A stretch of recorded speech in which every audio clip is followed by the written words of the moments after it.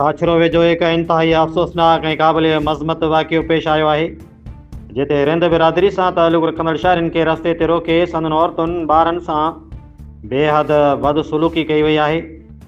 Anne शाहिदिन मूजिबि हथियारबंद स्टार्टनि ते बीठल बदमाश सिर्फ़ु रिंद बिरादरी जे माण्हुनि जूं गाॾियूं रोकियूं, जॾहिं त ॿियनि बिरादरियुनि जूं जीपूं बेरोक तकिड़ो हली रहियूं हुयूं। मुतासिरनि जो चवणु आहे त गाॾियुनि में वेठल मासूम ॿारनि बेक़सूर औरतुनि जी मौजूदगी में बदतमीज़ गुंडनि डंडनि राडुनि सां धमकियूं ॾिनियूं ऐं नाज़िबा ज़बान इस्तेमालु कई। असांजा नौजवान बार बार उन्हनि खे रोकण जी कोशिशि कंदा रहिया, पर कंहिं बि इख़लाक़ जे हदुनि जो ख़्यालु न कयो वियो।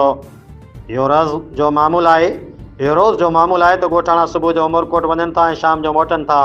पोइ जेकॾहिं रोकिन सभिनी खे रोक हुजे, सिर्फ़ु हिकिड़ी बिरादरी लाइ छो? असांजा चूंडियल नुमाइंदा ख़ासि तौर ते दोस्त मोहम्मद राइमो साहिब जिन खां मुतालबो कयूं था त वाक़िए जो नोटिस वठनि, ज़ुल्म कंदड़नि ख़िलाफ़ क़ानूनी कार्रवाई कई वञे, रिंद बिरादरी खे इंसाफ़ फ़राहम कयो वञे। असां ख़ामोश न वेंदासीं। असांजी इज़त, असांजी हुरमत, असांजे हक़नि ते को बि सौदो न थींदो। Doctor Hemlal Baghani, divisional bureau chief, social media centre Sindh, Chachro.